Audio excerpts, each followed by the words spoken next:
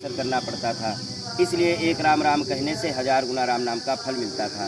रामायण सुनते, पुराण सुनते, भागवत सुनते हैं, सब में आता है कि एकदा नैमिषारण्य सौनकादि की 88,000 ऋषियों ने तपस्या किया। दूसरी आती है तीरथ बर नैमिष विख्याता अति पुनीत साधक सिद्धाता। सिद्धियों की प्राप्ति के लिए भी ये 84 कोस का जंगल जो है पुनीत माना गया है। और उस जंगल में उस युग में सतयुग में 3 प्रकार के पाप हो जाते थे। तो तुम्हारे जितने देवी देवता ऋषि मुनि गंधर्व वो सब यहाँ आए हैं। तुम्हारा जो मिश्रिक है वहाँ पर जितने धरती पर तीर्थ है प्रयागराज को छोड़ करके वहाँ सारे तीर्थ आए हैं। अब ऐसा क्यों हुआ है? क्योंकि उस युग में 3 प्रकार के पाप होते थे। मनसा वाचा कर्मणा, मन से, वचन से और कर्म से। उन अपराधों से मुक्ति यहाँ से सबको मिली है। उसी आधार पर इस कुंड के नाम भी 3 हैं। पहला नाम है इसका प्रभास्कर कुंड, दूसरा नाम है ब्रह्म कुंड और तीसरा नाम है पाप मोक्ष हत्याहरण। हत्याहरण निखिलम पापम त्रिशक्ति समिलिते। तीनों शक्तियों से सर्वप्रथम अपराध हुए, उनको सबको यहाँ से मोक्ष प्राप्त हुआ है। अब वो शक्तियाँ कौन है? सर्वप्रथम माँ पार्वती को वाणी का पाप लगा था। तो भगवान भोलेनाथ और माँ पार्वती दोनों लोग यहाँ पर आकर के उन्होंने घनघोर तपस्या किया है। उसी में सूर्यदेव ने प्रसन्न होकर के माँ पार्वती को जल दिया था।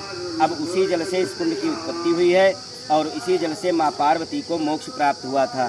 तो भाद्र शुक्ल सप्तम रविवारा तीर्थ प्रभास्कर भाव तारा। भादों का महीना था, सप्तमी तिथि थी, दिन रविवार था, तब इस कुंड की उत्पत्ति हुई है भगवान भोलेनाथ और माँ पार्वती के द्वारा। और माँ पार्वती को वाणी के पाप से मोक्ष प्राप्त हुआ था। इसीलिए कहा जाता है कि पत्नी को अपने पति से जबान नहीं लड़ाना चाहिए, नहीं तो अपराध होता है। बोलो उमापति महादेव की। उसके बाद में ब्रह्मा जी से मन का पाप हुआ था। सायं का समय था, अपनी सभा से उठ करके अपने कक्ष को गए तो जहाँ इनका पलंग था वहाँ इनकी पुत्री लेटी हुई थी। इन्होंने स्त्री समझकर स्पर्श किया कि उठिए, सायं का समय और आप सो रही हैं। अब वो पुत्री थी, उठकर बैठ गई। कहा पिताजी बताइए क्या आदेश है?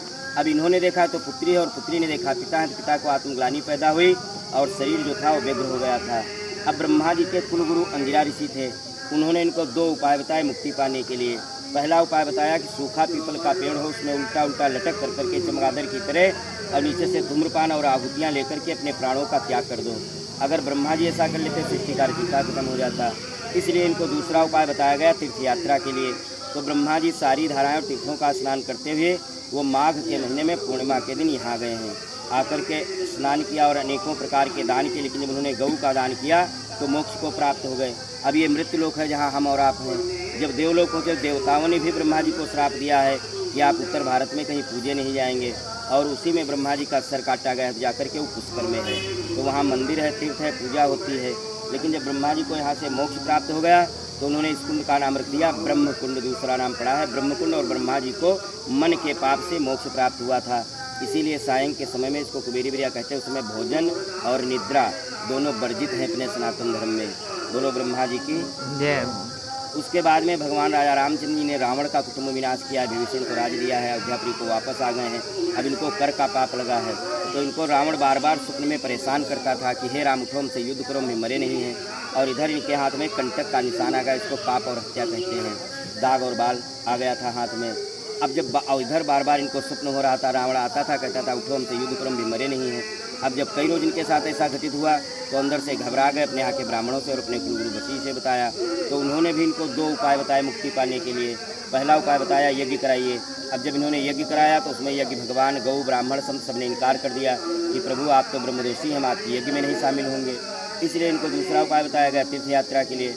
तो भगवान राम भी सारी धाराएं और तीर्थों का स्नान करते हुए वो फाल्गुन के महीने में अमावस्या के दिन नैमिष में आ गए थे। उन्होंने पूरे 84 कोस का यहाँ भ्रमण किया है। तो 5 कोसे प्रमाणे थे नैमिष मंडले, 5 कोस चलते थे, रात्रि होती थी, वहाँ अपना विश्राम करते थे। आज भी हमारे यहाँ परिक्रमा होता है होली से 15 रोज पहले, उसको रामादल का परिक्रमा कहते हैं। उस परिक्रमा में आपको हाथी, घोड़ा, पालकी, साधु, संत, नांगा, महात्मा वगैरह सारे मिलेंगे आपको। फाल्गुन 30 दिन रविवार आवत भेव देश कुमारा तृतीया के दिन यहाँ गए भगवान राम। आकर के उन्होंने भी अनेकों प्रकार के दान दे, लिखा है सैये भोजन वृक्ष दाना बहुमूल्य दान किए। लेकिन उन्होंने भी जब गऊ का दान किया संकल्प के साथ में, तो जो दाग बाल था वो गऊ के पूंछ में चला गया। इसीलिए गऊ के पूंछ के बाल काले होते हैं। तब उन्होंने इस कुंड का नाम रखा है पाप मोक्ष हत्याहरण। उसके बाद में आती है जन्मोति प्रमोद हत्या मोक्षया नाम संशया। हर युग में भगवान ने अवतार लिया है, कहीं ना कहीं सबसे अपराध हुए हैं। अपराध में जैसे कृष्ण जी ने युद्ध में छल किया, बलदाऊ जी ने सूत जी का वध किया, माँ काली ने महिषासुर का, परशुराम ने अपनी माता का, पांडवों ने कौरवों का, इंद्र ने वृत्तासुर का। इस हिसाब से जिनसे अपराध होते रहे फिर सबको यहाँ से मोक्ष प्राप्त होता रहा। इसीलिए इसका आखिरी का नाम जो आप लोग सुन कर के आते हैं पाप मोक्ष सत्यान, क्योंकि सबको यहाँ से मुक्ति मिली है। बोलो सियापति रामचंद्र भगवान भगवान की की जय।